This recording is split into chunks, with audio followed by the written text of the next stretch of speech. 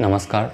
आज के गीता सत्र में आचार्य जी ने बताया कि पंडित कौन है और उससे जुड़ी बातें। तो कृष्ण कहते हैं सर्वे समारंभा काम संकल्प वर्जिता। और कृष्ण यह हमें कहना चाह रहे हैं कि जो पंडित है उससे कामना रहित कर्म होते हैं और उसे ही निष्काम कर्म कह रहे हैं।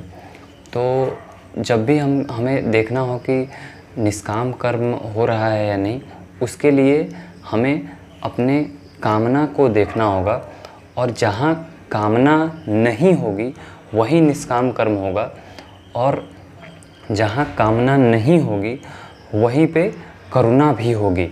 तो करुणा के लिए की जो है वो परिभाषा भी यही होगी कि जहाँ कामना नहीं होगी वहीं करुणा, जहाँ कामना नहीं होगी वहीं करुणा होगी। और निष्काम कर्म की भी यही परिभाषा आचार्य जी ने बताई। इसके बाद जो है वो आचार्य जी ने यह भी बताया कि जो पंडित है वह अग्नि में आहुति दे रहा है अपने कामनाओं की और अपने सभी सकाम कर्मों की, उसे ही पंडित कहेंगे। और उसके साथ ही यह भी बताया उन्होंने कि उसका कोई पूर्व निर्धारित मार्ग नहीं होता पंडित का, और पंडित और ज्ञानी एक ही हैं, अलग नहीं हैं। और पंडित एक दर्पण की भांति है जिसके समक्ष आने पर हमें अपना रूप पता चलता है और हमारे विगलन का मार्ग भी पता चलता है।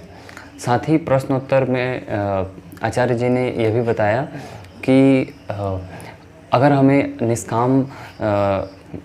निष्कामता को देखना है तो हमें अपने कामनाओं को देखना होगा और जिनके बारे में हम कामना देखना चाहते हैं उनका और हमारा भेद संख्यात्मक हो सकता है लेकिन गुणात्मक नहीं होगा।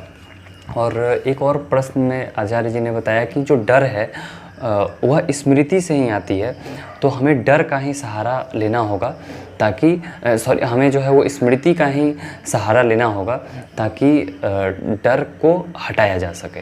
धन्यवाद।